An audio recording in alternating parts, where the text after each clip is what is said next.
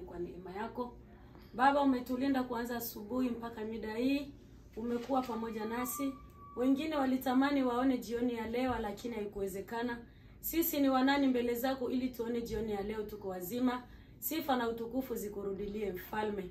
Ili kupendeza Baba, siku ya leo tukutanane kwenye nyumba ya mchungaji wetu Baba, mtumishi wako Baba, tunaalika Roho wako Mtakatifu atawale Baba, tunaalika uwepo wako Baba, wewe mahali hapa. Yote ambayo tutatenda mahali hapa, Yesu abarikiwe na wewe. Mfalme, njoo tutumikishe kadiri utakavyo, mwana wa Mungu. Yote ambayo tutafanya jioni ya leo Baba, tunaikabidhi katika mikononi mwako. Kila kipindi Baba kibarikiwe na wewe, mwana wa Mungu. Asante kwa sababu utakuwa pamoja nasi sote. Ni kupitia jina la Yesu Kristo tunaomba na kuamini. Amen. Amen. Amen. Amen. Haleluya. Amen. Wamama oye! Oye! Wamama muko! Muko! Karibu kwa neno. Mama Francine, karibu. Bwana Yesu asifiwe sana. Amen. Bwana Yesu asifiwe wamama. Amen. Sasa bakia hapa. Tunaonana. Ama tukutilie hiyo.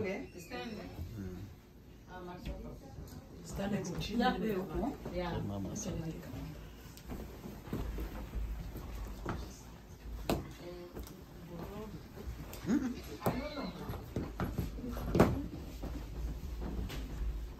Bwana Yesu asifiwe sana wamama. Amen. Bwana Yesu asifiwe. Amen. Nawasalimu katika jina la Bwana wetu Yesu Kristo.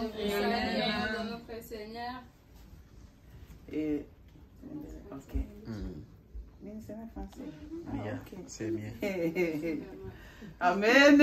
Amen. Et en premier, je commence à vous souhaiter une joyeuse fête de la femme.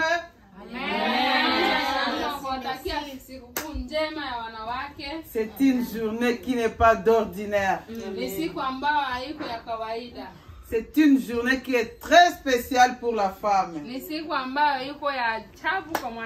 Même les cieux témoignent qu'une femme, c'est une aide très précieuse. Donc c'est pas le monde qui avait fait ce jour. Parce que même Dieu avait honoré la femme. Amen. Amen. Et comme le pasteur l'a dit, nous avons un petit mot à partager. Et je ne vais pas être trop long. Et je vais commencer par remercier le pasteur d'avoir pensé aux mamans.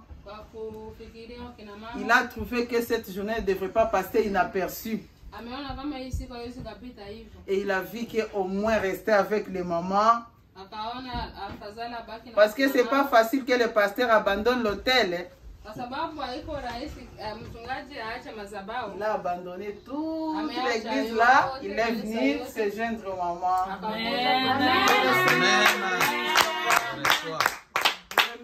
Toute l'église et le corps pastoral,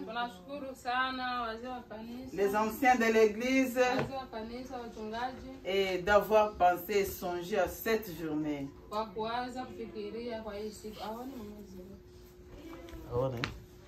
Amen. Amen. Amen. Amen. Réjouissons-nous aujourd'hui les mamans. Et sans plus tarder, et nous allons ouvrir nos Bibles dans le livre de 1 Samuel, chapitre 25, verset 1 à 35.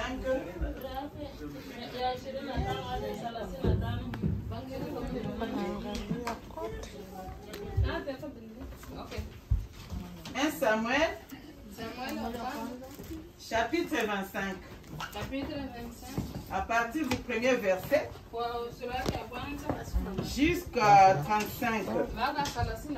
Mais nous n'allons pas lire tous ces versets-là parce que nous n'avons pas beaucoup de temps. Mais le jour vient. 25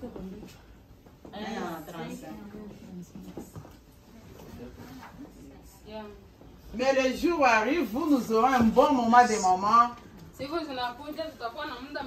On aura beaucoup d'enseignants. Et les mamans sauront beaucoup de choses. Mais aujourd'hui, nous avons un exemple que nous allons donner parmi les mamans. C'est un exemple qui est visible et biblique. L'exemple d'une maman qu'on appelait Abigail. Amen.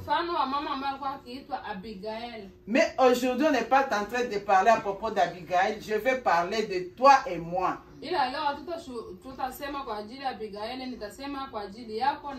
Quand nous allons lire la Bible, tu vas mettre ton nom à la place d'Abigail. Mais j'aimerais qu'on puisse nous lire le 1er Samuel 25. À partir du 14e verset. Oui.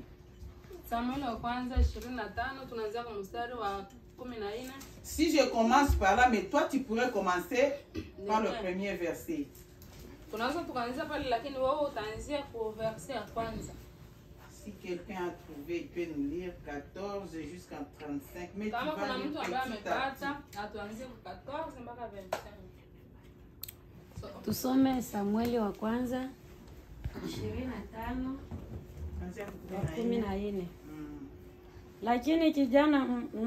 Lakini kijana mmojawapo alimpasha habari Abigaili mkewe Nabali. Akasema, tazama, Daudi alituma wajumbe kutoka nyikani waje ili kumsalimu bwana wetu. Naye akawatukana. Walakini watu hawa walitutendea mema sana, wala hatukupata zara, wala sisi hatukupotewa na kitu chochote. Wakati wote tulipofuatana nao, tulipokuwako mavueni, watu hao walikuwa boma kwetu. Walikuwa boma kwetu usiku na mchana, wakati wote tulipokuwa nao tukiwachunga kondoo. Basi sasa ujue na tufikiri utakayotenda, kwa sababu yamekusudiwa mabaya juu ya bwana wetu na juu ya nyumba yake yote, kwa kuwa yeye. Amen. Et on a essayé de lire un peu l'histoire d'Abigail. Abigail, c'est la femme d'un certain Nabal. Et ce Nabal-là, la signification de Nabal était fou. Donc c'est quelqu'un qui donc il avait perdu sa tête. Mais il avait une femme qui s'appelait Abigail. Et la Bible nous déclare qu'Abigail était une femme de bon sens. C'était une femme qui était très intelligente. Et elle avait de bonnes compétences. Parce que quand son mari avait manifesté sa folie, après que le groupe de David lui avait fait du bien, mais lui il a rendu le bien par le mal. On lui a fait du bien, lui il a fait du mal. Il y a une grande histoire qui s'était passée entre lui et David. Mais parce que nous n'avons pas beaucoup de temps, notre thème d'aujourd'hui c'est être une femme de bon sens. Bien aimé, le Seigneur a fait créer la femme. Et il avait fait une femme comme aide à Adam. Malgré que Ève avait fait le premier péché, mais il y a un grand secret que le Seigneur avait mis dans Ève. Et malgré que Ève avait fait que Adam pêche, mais elle était une aide à Adam. Et jamais on demanderait au papa de ne jamais mépriser la chose qui est à l'intérieur de maman. Parce qu'il y a une seule maman qui est parmi 10 hommes. Elle a un bon sens là où tous les 10 hommes ont perdu la tête. Une maman peut faire entendre 2 nations. Tu es une femme d'un président. Tu es une femme d'un juge. Et peut-être tu sais comment est-ce que ton mari travaille. Tu connais le comportement de ton mari. Tu es là pour l'aider. Ne t'associe pas à sa foutaise. Tu es là pour lui prodiguer des conseils. Parce que le Seigneur t'avait établi comme une aide très précieuse. Des fois, il y a des mamans qui ont des maris qui sont très difficiles. Parce que si nos mamans nous avaient élevés jusqu'à ce qu'aujourd'hui nous soyons ce que nous sommes, elles ont traversé beaucoup de choses. Nous-mêmes, on est en train de vivre beaucoup de choses. Les mamans, nos cœurs portent beaucoup de choses. Quoi. Une maman peut bien s'habiller. Tu la vois, elle sourit. Mais quand elle est là dans les lieux secrets, elle pleure. Elle pleure, les mamans. Les mamans pleurent. Mais là, ici à l'extérieur, on sourit, on s'amuse, on mange. Mais elle a des plaies. Peut-être elle a quelque chose avec laquelle elle marche partout où elle passe. Parce que le Seigneur lui avait créé avec un grand cœur. Elle sait bien garder ses affaires. Maman, ne soit pas une maman qui ira parler de n'importe quoi à n'importe qui. C'est tes problèmes. Parce que le cœur que le Seigneur nous avait donné, c'est un grand cœur. Les mamans savent bien garder les secrets.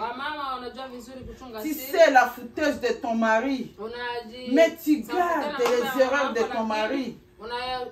Tu n'exposes pas les défauts de ton mari. Tu es une bonne maman, je te félicite parce que tu sais bien garder tes secrets. Même si ton mari te tapait pendant la nuit. Il y a des mamans qui ne parlent jamais. Il y a des mamans que tu ne sauras jamais qui sont battues tous les jours. Parce qu'elles savent garder. Elles savent bien garder leurs secrets. Malgré que ton mari est un fou, s'il peut prendre la place de Nabal, parce que souvent les noms que nous portons, ça a des significations bien aimées. Quelqu'un qui peut appeler son enfant Nabal, c'est quelqu'un qui a la folie. Si tu pouvais appeler ton enfant Caleb, la signification de Caleb, c'est le mot chien. Tu vas rencontrer l'enfant que tu as appelé Caleb. Donc, il se promène comme un enfant qui avait perdu la tête. Donc, c'est comme s'il est un chien, mais tu ne sais pas même la signification de ce nom-là. Faisons attention les mamans. Faisons attention au nom que nous donnons aux enfants. Il faut bien chercher la signification du nom. Un bon nom là, mais quand tu vas regarder la signification de ce nom-là,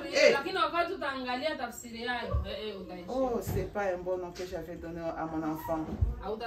Mais par la grâce de Dieu, cet enfant peut être un serviteur de Dieu. Et le Seigneur change ce nom-là. Amen. Caleb avait eu grâce au devant de Dieu. La signification de son nom, c'est chien. Mais le Seigneur l'avait accepté. Il a marché dans la grâce de l'Éternel. Il a fait de bonnes choses avec Dieu. C'est une grâce. Mais le Seigneur a le pouvoir de changer nos noms. Le Seigneur a le pouvoir de changer le nom de nos maris. Le Seigneur a le pouvoir de changer le comportement de nos maris. Parce que s'il avait donné grâce à Caleb, s'il avait fait grâce à beaucoup de gens, il a changé le nom de Jacob. Il lui a fait Israël, qui est vainqueur. Il pourra aussi changer le nom de ton mari bien-aimé. Ici, la Bible est en train de parler à propos d'Abigail. La Bible nous dit qu'Abigail avait un bon sens. Elle était une femme d'une très belle figure. Parmi les 3 femmes que la Bible déclare qu'elles étaient trop belles, il y a Abigail, il y a Esther, il y a aussi Rachel. Soyez bénis, maman. Rachel, à cause de sa beauté, il avait fait tomber le cœur de Jacob. Imaginez accepter de travailler pendant 7 ans. Quelle beauté elle avait. Je pense bien qu'il disait, je dois avoir cette femme. Tu as été trop belle, maman. Toi, maman qui est ici, ta beauté avait fait quelque chose dans le cœur de ce papa-là. Quand il t'avait vu, son cœur avait fait pouf. Amen. Parce que je pense bien qu'il retournait regarder, non, la créature là, je dois en avoir. C'est pourquoi il avait fait ce qu'il avait fait chez vous. Sens-toi fière, maman. Tu es trop belle. Et de plus, tu as Jésus en toi. Et la deuxième femme qui était trop belle, Esther. Esther a fait bouleverser le cœur du roi Assuérus. Vashti se croyait qu'elle était trop belle là.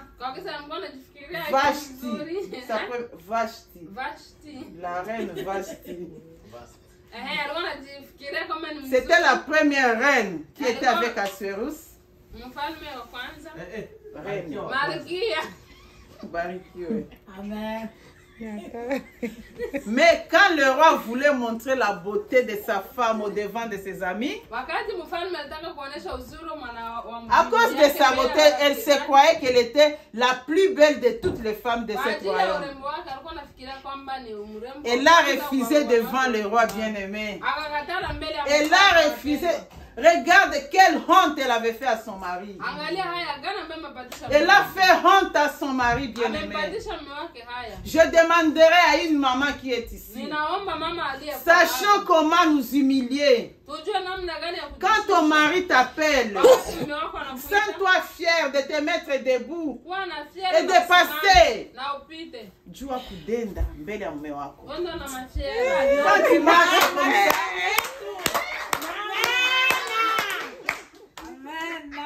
donc le roi savait que c'est moi qui ai la très belle femme de cette Mais la femme l'avait méprisée. Elle n'a pas su la valeur de son mari.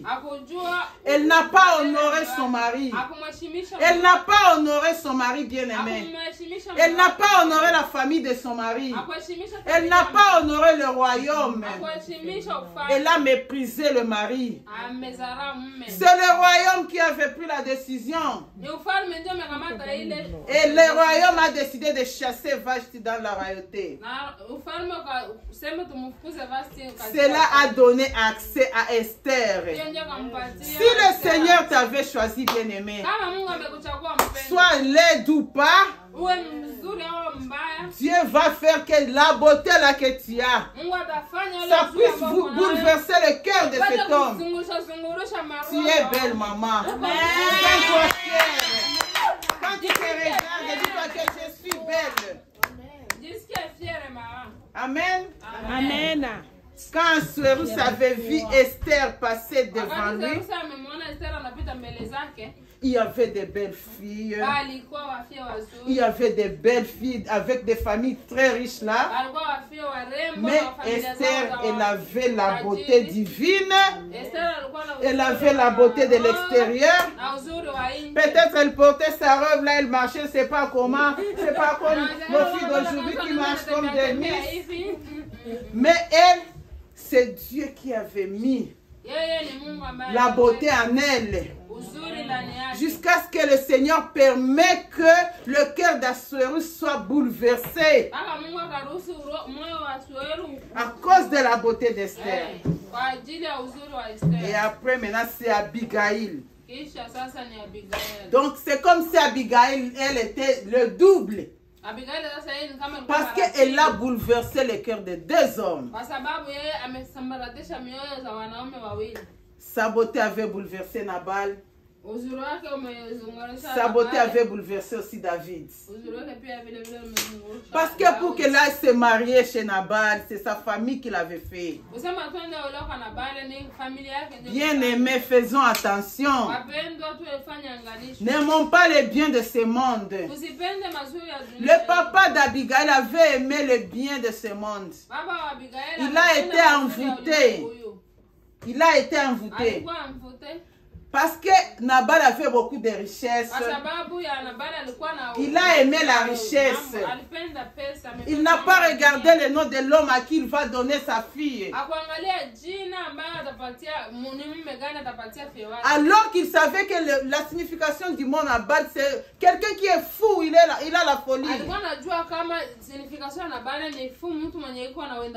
Si tu peux t'imaginer quand tu vivais avec un fou,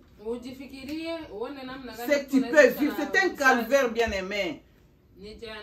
C'est comme si Abigail vivait sur un calvaire. Mais elle gardait ce secret-là. Mais ça s'est manifesté quand elle est partie rencontrer David. Tous on connaît l'histoire de David et Nabal, comment David avait eu la colère quand Nabal a refusé de l'aider.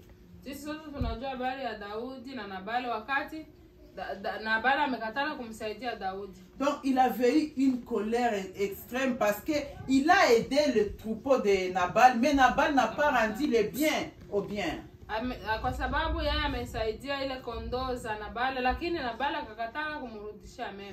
Maintenant sa fureur avait monté. Et puis il avait dit, je vais maintenant exterminer. Donc c'était le jour de Nabal, sa famille, tout ce qu'il possédait, ça devrait être exterminé. Mais parce qu'il avait une femme intelligente. Parce qu'il avait une femme qui avait un bon sens. Un serviteur est parti parler à sa femme. Tu sais ce que ton mari vient de faire. Dès qu'il avait entendu ce que son mari avait fait à David, écoutez maintenant une femme intelligente, bien aimée, une femme qui a un bon sens. Elle n'est pas partie parler à son mari. Elle est partie directement à prêter des choses. Et directement, elle a dit à ses serviteurs, allez, venez avec moi, je vais rencontrer cet homme de Dieu. Parce que je sais que maintenant le ciel va ouvrir le feu sur nous. Les mamans, nous sommes des gens qui sauvent des situations. Nous sommes des mamans qui libèrent. Une maman doit être une libératrice. Tu dois être une maman qui sauve des situations. Tu dois protéger tes enfants. Tu dois protéger ta famille. Tu dois protéger ce mari malgré qu'il est fou. Malgré ses comportements qui sont difficiles, tu dois protéger maman. Ne laisse pas ses papas mourir comme cela. Le Seigneur t'a mis là pour l'aider. Amen. Les mamans. Si nous parlons d'Abigail, on peut aussi parler de Déborah. On peut aussi parler de Jaël. On peut aussi parler beaucoup de mamans. Mais il y a des mamans qui ont fait de grandes choses dans la Bible. C'est pourquoi moi je sens que je suis fière des mamans de Maranatha. Vous êtes des mamans dynamiques. Parce que quand maman Marie lui est en train de faire un message, j'aime entendre quand elle parle les mamans dynamiques. Quand maman Hélène parle les mamans dynamiques. En tout cas, vous êtes des mamans dynamiques. Vous êtes très intelligentes. Parce que quand on est en train d'échanger, tu entends les mamans comment est-ce qu'elles parlent. Vous avez des bons membres de maman. Sentez-vous fiers. Parce que même vous, le ciel vous témoignera un jour. Le ciel parlera de vous, les mamans. Soyons à l'exemple de maman Abigail.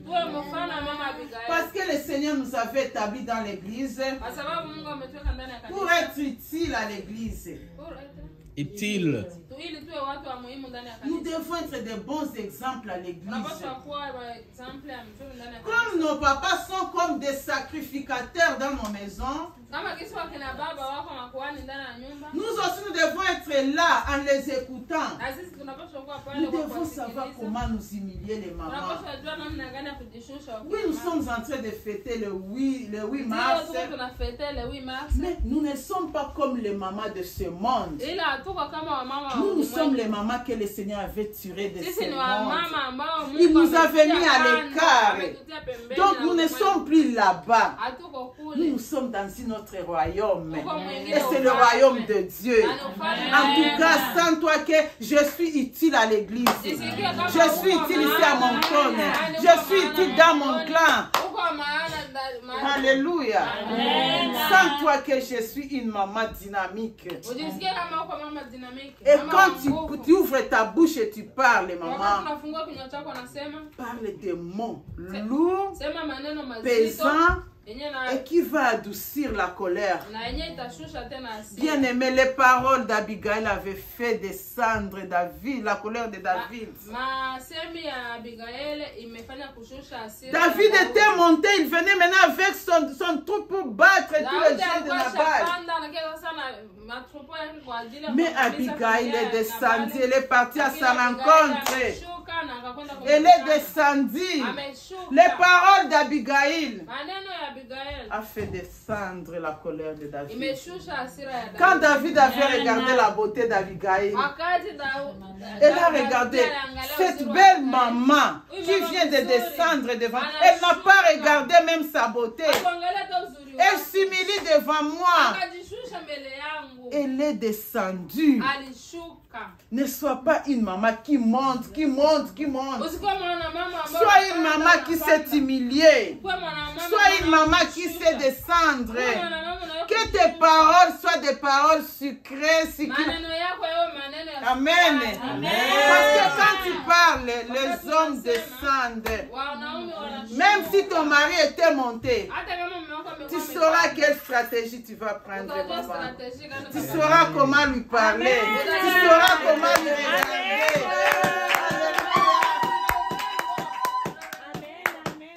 Le Seigneur t'avait donné des beaux yeux, maman. Tu as des beaux yeux. Tu as une bonne langue. Sache comment regarder quand ton mari est en colère. Je m'excuse maintenant, le pasteur. Non, je ne suis pas aujourd'hui. Je ne suis pas là. Oui, tu es parmi nous aujourd'hui.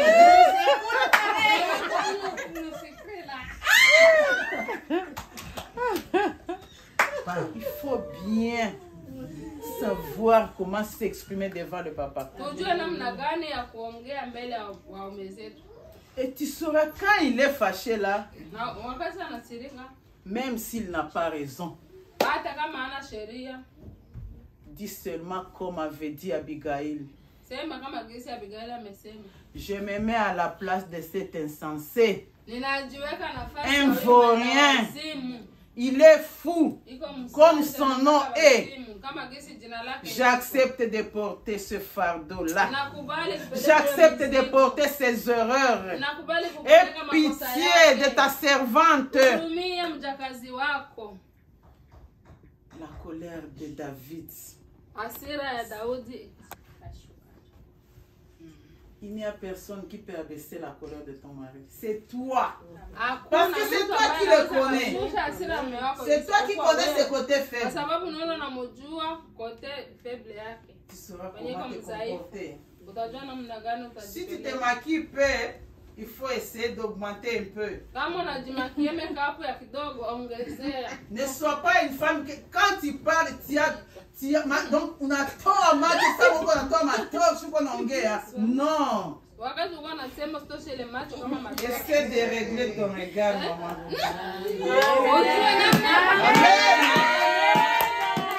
Nous avons des jeunes mamans. Nous avons des filles qui vont bientôt se marier. C'est comment regarder.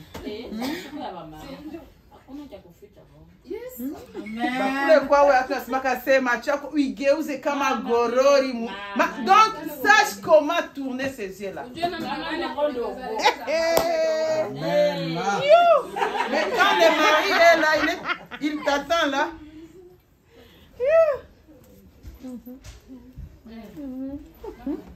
Mapua unaifungula, macho unaipandisha, unaishusha. Hey! Non! Il y a des façons. Il y a des manières. La façon de parler, ça apaise la colère. Jusqu'à ce que là dehors, quand il est avec ses amis là, il va commencer à te vanter. Tu sais quoi? Moi, ma femme, moi, oh, il ne faut pas toucher. Elle est comme ça, elle est comme ça, elle est... Parce que c'est ce que tu fais. C'est ta manière d'agir. Soyons comme Abigail. Soyons comme Abigail. Nous sommes de bons juges, les mamans. Il y a des papas qui n'aiment pas leur famille. Vous savez? Mais moi, en tant que mère, je suis une aide. Le papa ne te prend pas comme domestique. Il n'est pas là pour dominer sur toi. Parce que quand l'homme et la femme sont unis, vous êtes égaux. Mais il est le sacrificateur de son foyer. Et moi, je suis là pour m'humilier en l'écoutant, en le respectant. C'est ça mon devoir. Mais nous sommes égaux. Parce qu'il n'est pas question de domination. Les mamans de Maranatha, vous n'êtes pas comme d'autres mamans du Canada. Les mamans du Canada vont te dire non, maintenant c'est drôle, c'est égal. Évitons de telles paroles, nos mamans. C'est pas bon à une maman qui est convertie. Marchant comme Abigail. Soyons à l'exemple de maman Déborah. Elle était une maman qui était un bon juge. Elle tranchait même des palabres. Et de plus, nous les mamans, nous sommes des prophétesses. Tu prophétises sur ta vie. Tu prophétises sur la vie de ton mari. Tu prophétises sur la vie de tes enfants. C'est ce que tu es en train de dire, Louki, tu es imbécile. C'est ce qu'elle sera, cet enfant-là. Que le Seigneur nous aide, les mamans. Parce que Dieu nous a établis comme des prophétesses. Nous sachons comment prophétiser. Tout son est passé par là. Moi, j'étais méchante à un niveau là bizarre. Je ne savais même pas dire à mon enfant que tu es béni, tu seras bien. Non, non, non. Moi, je leur disais, tu seras un vaurien. Tu n'aboutiras à rien. C'est ce que moi je disais. Je ne peux pas vous mentir. Mais depuis que je me suis convertie, j'avais dit au Seigneur, je renverse toutes ces paroles-là que j'ai proférées. Maintenant, je peux maintenant dire à mon enfant, tu es béni. Sache aussi dire à ton mari, à ton enfant, tu es béni. Va en paix, tu seras béni. Que le Seigneur te précède, tu es béni. Parce que quand tu enlèves la bénédiction, et la bénédiction suit ton mari, la bénédiction suit tes enfants. C'est ce que je suis en train de te demander cette soirée. Avant de boire, avant de manger, avant de danser, il faut savoir bénir nos enfants. Sachons bénir nos maris. Parce que nos bouches, le Seigneur avait mis un grand pouvoir dans les bouches des mamans. Il a accepté de s'incarner en toi. Pour que ça soit la maman qui met au monde Jésus. Si Dieu le voulait, il allait faire même le papa là. Mais parce qu'il a vu que le papa a besoin de toi. Pour l'aider. Les papas n'ont pas de grand cœur comme les mamans.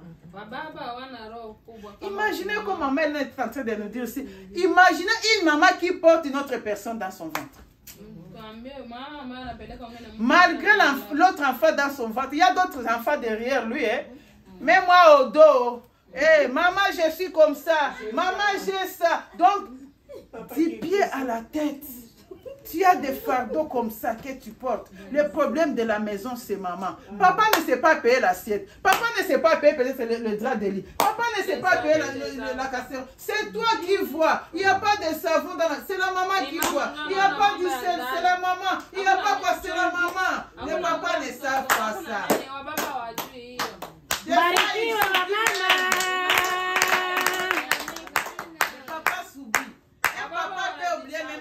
Maman dynamique. Amen. Fais-nous de nos papas. Tu as pris un super wax. Souviens-toi que le papa aussi a besoin d'un cinglé. Pas toi-même, oh les mamans. Hey, c'est moi qui... Les super sont venus, je prends. Les souliers sont venus. Souviens-toi aussi de ce papa-là. Il a besoin d'un cinglé. Même l'autre là de l'intérieur, oh, il faut vous souvenir de ça. Parce qu'il y a des papas qui portent des choses qui sont trouées là. Faites attention. Des chaussettes. Regarde ton mari quand il veut sortir. C'est ce que moi je disais toujours. Hé, toi là, hey, quand tu feras l'accident, il faut que je regarde comment tu es habillé. On va te déshabiller là. À l'intérieur, il y a quoi?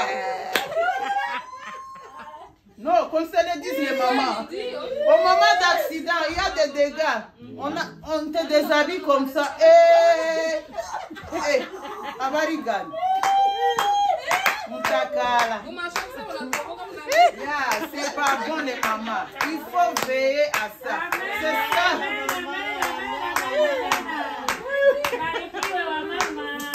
Tu es une jeune maman. Oh. Allô. Il faut veiller sur ça. Et d'ailleurs, ça ne coûte même pas cher. C'est moins cher. Chaque après 3 mois, quand même, il faut aller chez Costco. Il faut aller, je ne sais pas où il y a des vrais colis là. Hein. Il faut apporter, classer là. Et voir même si ça commence à se gâter, la jette dans la poubelle. C'est toi qui vas. Elle ne jette jamais. Au contraire, il te dira, c'est ça que moi j'aime. Moi, la chose met dans la poubelle, mais la nouvelle. C'est ça, honorer ta maison. Parce que la maison, c'est pas le salon, maman. Seigneur, vous bénissez.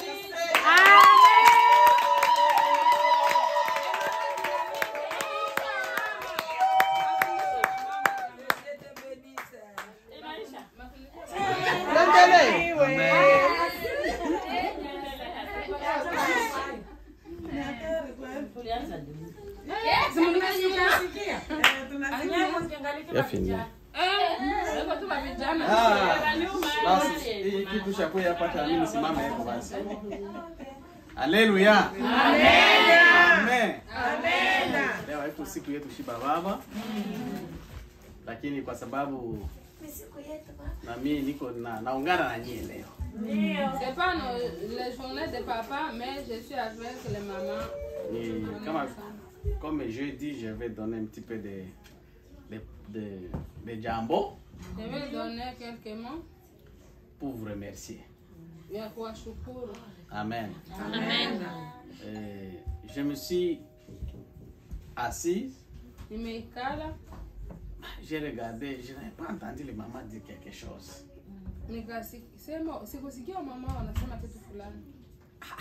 Est-ce que ça va passer comme ça? Je me suis dit, laisse-moi regarder quoi faire. J'ai parlé au pasteur Moïse et quelques anciens. On s'est dit, ok. Je me suis dit, ok. Laisse-moi, maman, il y a de la place. Laisse-moi faire quelque chose. Ce n'est pas une grande chose. Ce n'est pas une fête extraordinaire. Mais comme j'aime les mamans, c'est eux qui nous portent. C'est eux qui portent l'église. Parce que si les papas sont là, si les jeunes sont là, si les enfants sont là, ce sont les mamans qui font des œuvres. C'est pourquoi vous êtes très très important et très valeureuse, apprécieuse dans notre église. Amen. Amen, amen. Amen. Que Dieu vous bénisse. Amen. J'ai beaucoup de choses à parler, mais on n'a pas assez de temps. J'aimerais juste vous dire, ne baisse pas les bras. Nous, l'église, on attend beaucoup de choses d'une de vous. On attend beaucoup de choses provenant de vous. Parce que c'est vous l'église. Amen. Amen. Regardez d'autres églises comment les mamans font. Regardez comment d'autres mamans portent l'église à main. Pour ce que vous faites, ne baisse pas les bras. Je sais qu'il y a beaucoup de choses qui se passent. Avec des crises, des Covid, de quoi.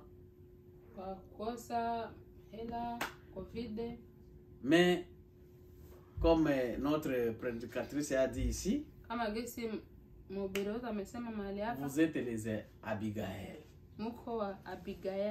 Elle était une femme intelligente. Amen. Amen.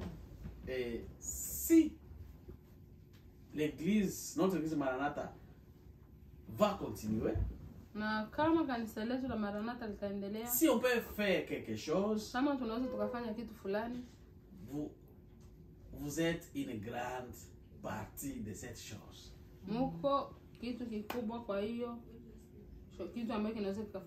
Amen. Amen. Je porte ce message que le papa et le corps pastoral ont Ninaleta hii message kama baba na mwili wa wachungaji de vous féliciter. Wamenituma ni wa pongezi. Et de dire que nous remercions tout ce que vous faites. Na kusema tunashukuru kwa yote ambayo kina mama mnafanya. Amen. Amen. Ne se limite pas par là. Usijitile mipaka. Continuez. Tuendelee. Conseillez nos enfants. Tuendelee kupatia watoto mashauri. Conseillez nos jeunes. Wa vijana wetu. Voir même nous les papas là où ça ne marche pas. Hata sisi wakina baba mahali ambapo mambo hayaendi vizuri. Vous êtes les Abigail. Uko wa Abigail. Continuez à aider, à supporter, à aider nous. Parce que vous êtes le maman de la communauté. Amen. Amen. Et en terminant, je vais encore vous remercier très grandement pour l'acte que vous avez fait à l'église de nous acheter une caméra. Amen. Je vais vous dire une chose. D'abord, demandez pardon. Ah, moi, nous demandons pardon. Parce que on n'a pas acheté vite cette caméra-là. C'est parce qu'on avait une autre idée. On passait de faire le plus professionnel. Donc, on pensait acheter une caméra et amener un technicien pour faire l'installation. Pour que ça puisse travailler très bien. Mais malheureusement, on nous a dit de quitter dans l'église. Ça nous a bouleversé. Amen, amen. On pensait peut-être qu'on va trouver une autre place qu'on va rester trop longtemps. Mais jusqu'à présent, ça n'a pas encore arrivé. Ok, c'est pourquoi on a décidé, on achète. Maman, tu peux me donner cet emballage tout près de toi là-bas? Yeah. Amen, amen. Amen. Amen.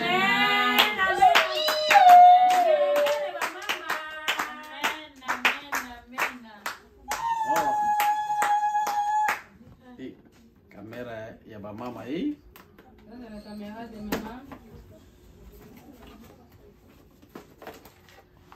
On était là où on achète les caméras très neuf à la maison de Cano ici en ville. Et on nous a conseillé d'acheter cette caméra.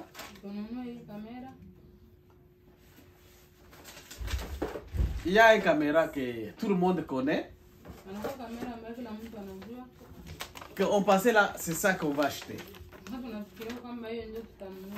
Mais c'était $500. Mais on nous a dit ce n'est pas une caméra vidéo. C'est une caméra photo. Ça ne peut rien faire pour l'église. Alors, il nous a conseillé d'acheter cette caméra. Ça, c'est la caméra vidéo. Très professionnelle. Amen. On a acheté ça $1,490. Amen. Amen. Tout ça, c'est l'effort de maman.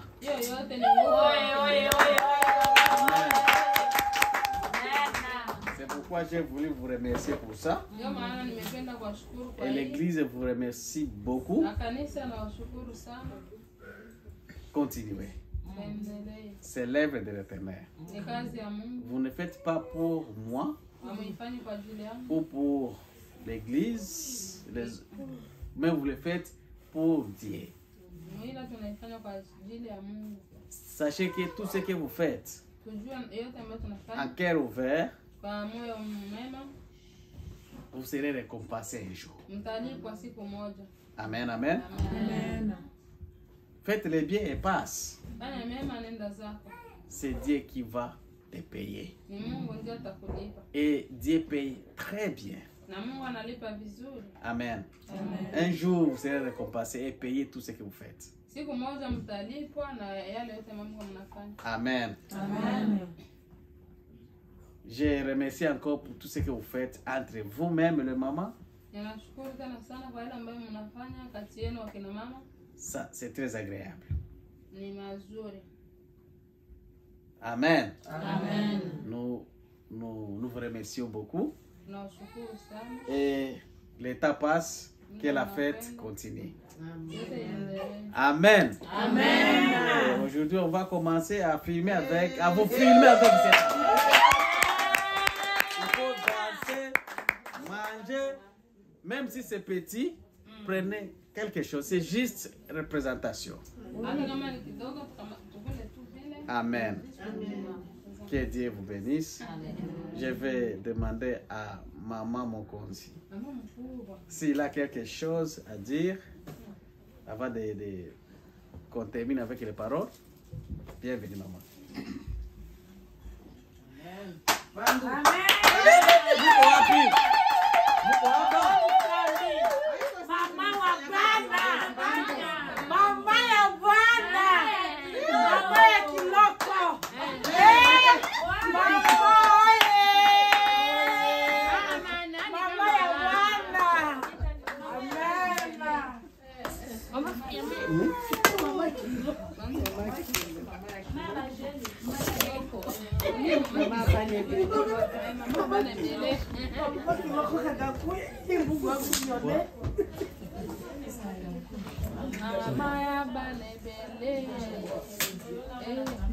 En tout cas, je peux parler? Oui, maman, parle. Vraiment, papa, de la part de toutes les mamans dynamiques, nous remercions vraiment l'équipe pastorale pour les gestes que vous avez fait pour nous honorer. Tunashukuru sana kazi ambao kikao cha watumishi kilifanya kwa kutuheshimisha. Amen. Comme on dit que l'homme propose, Dieu dispose. Kama gisi wanasemaka kama mwanadamu anaweza kapanga, Mungu anapangua. Comme je dis, la dernière fois qu'on avait une petite réunion, on voulait inviter toutes les mamans pour un potluck. Wakati tulikuwa tunapangilia kukutanana na wakina mama, tutaka kualika wote ili tuchangie kwa pamoja. Alors moi je me suis dit, je voulais parler à maman Irène, maman Marie-Louise pour inviter toutes les mamans de venir chez moi le jour aujourd'hui pour un potluck et puis on discute et puis on mange ensemble. Nilikuwa nataka kuongea na mama Irene na mama Marie-Louise ili tualike wakina mama siku ya leo tuchangie na tupate kujadiliana. Mais au moment où on avait les pensées, mais Dieu avait ses pensées à lui. Wakati tulikuwa na mawazo yetu, lakini Mungu tayari alikuwa ishakupanga mawazo yake. Et il y avait quelque part le papa qui parlait qui vraiment qui prenait de bonnes décisions pour nous. Na kulikuwaka wakina baba ambao walikuwa na mawazo mazuri na sie. C'est pourquoi vraiment nous n'avons pas beaucoup de choses à dire. Kwa hiyo hatuna mengi ya kusema. C'est vraiment notre reconnaissance. Ni moyo wa shukrani. Nous vous remercions beaucoup pour les gestes que vous avez fait pour nous honorer. Na tunashukuru sana hiki kitu ambacho mlifanya kwa kutuheshimisha. Et je sais que toutes les mamans ici sont contentes parce que les mamans aiment beaucoup se regrouper comme ça. Naamini kwa wakina mama wote wanafurahi kwa maana wanafurahiaka kukutanana. Ça fait très longtemps qu'on n'a pas eu le temps de se retrouver comme ça. Ilikuwa muda mrefu ambao tulikuwa na hii opportunity ya kukutanana hivi. En tout cas, nous vous remercions beaucoup parce que vous nous avez permis de nous retrouver et nous réjouir ensemble. Tunawashukuru sana kwa maana mlitukubalia na mkataka tukutanane na tufurahi kwa pamoja. Amen. Nous les mamans, c'est qu'on a déjà remarqué, on a beaucoup d'amour entre nous. Et nous savons qu'avec l'amour que nous avons, Dieu est avec nous aussi parce que lui il est amour. Et na tunajua pamoja na upendo ambao tuko nao Mungu yuko kati yetu kwa maana Mungu ni upendo. Et c'est ça qui va nous permettre d'aller loin et na ile ndio tatuma tufike mbali kabisa kufanya mambo mengine. En tout cas, merci beaucoup. Merci Maman Francine pour la prédication. Asante, I receive. Merci Papa, Pasteur et toute l'équipe de toute l'équipe pastorale pour tout. Amen. Merci Asante Papa Pasteur na kikao cha watumishi wote. Amen. En tout cas, je m'arrête là et puis on va continuer la fête. Nasimamia hapa tunaweza tukaendelea sasa kusherekea. Que la fête continue. Amen. Wanawake oye! Oye! Mimi nilikuwa nataka niombe msamaha wa kina mama. Ninajipatia neno lakini ili niweze kujisikia free. Mimi leo nilikuwa na rendez-vous nyingi. Et elle voulait demander pardon maman pour qu'elle puisse se sentir à l'aise. Elle avait beaucoup de rendez-vous. Nilikuwa mnaiwa mimi napenda kwa kama na mama. Vous savez, j'aime être avec les mamans. Na nilifurahia ni kama surprise kwa pasteur batufanyia. Et j'ai beaucoup aimé parce que c'est comme si c'était une surprise que les pasteurs nous ont fait. Lakini nilikutana niko na rendez-vous tena nilikuwa na mama mmoja na umwa. Et j'avais une maman qui est malade. Ndio nikasema nitafanya je? Je me suis demandé qu'est-ce que je vais faire. Nikasema nitaweza kuwa mwa ile kikao cha mama koma. Et se poser des questions si vraiment je vais être dans ce rassemblement. Lakini nashukuru Mungu kwa kuwa nilisema hata nikichelewa nifanye ile yote lakini nende nione wa mama. Mais je me suis dit que même si je serais en retard, je vais tout faire pour être avec maman. Na ba mama ni ule mama mwenye naumwa nilimuona. Et la maman qui est malade, je l'ai vue. Rendez-vous nilifanya. Et j'ai fait mon rendez-vous. Na nikafika hapa kuona mama. Je suis maintenant ici voir les mamans. Et sous l'invitation du pasteur. So msifikiri ni juu nilizarau hapana. Et ne croyez pas que j'ai méprisé. Non. Ilikuwa tu ndio hiyo programu mingi ya journée. C'est parce que j'avais beaucoup de programmes pendant la journée.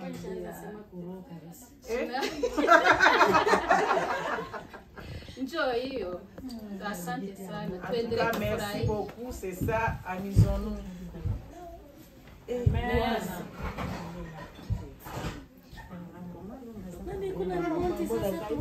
Tukupandishie sasa mama ni mama. Tu peux voir la grande fille. Mais quand tu regardes petit caméra change.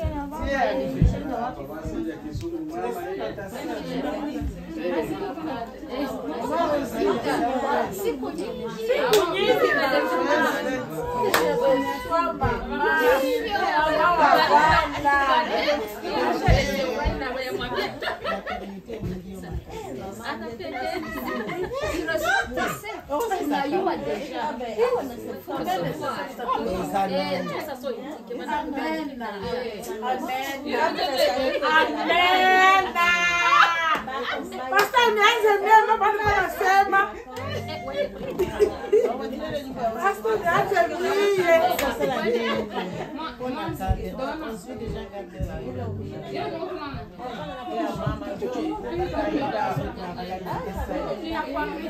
Toto moyoni. Pia kinywani tunataka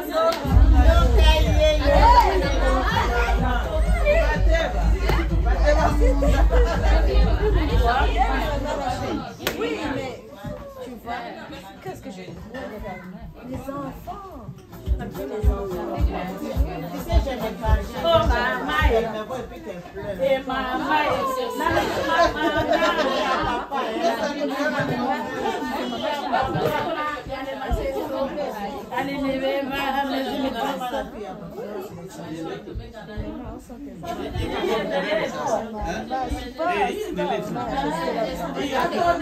Hatuyaaminia hii.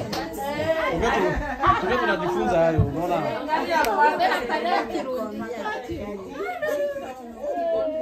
Le mama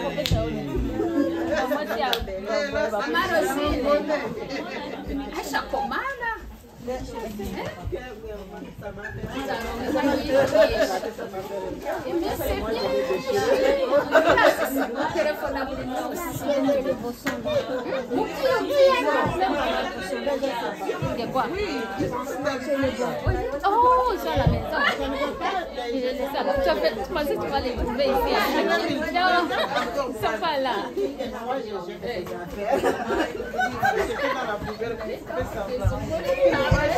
Il va chercher.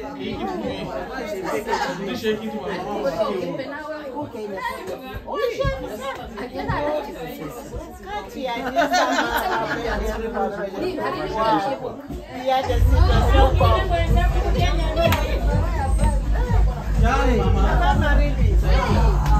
Moi, je me suis dit, tu nous as abandonnés. Si c'est, je t'ai déjà promis. Je ne vais pas abandonner les mamans.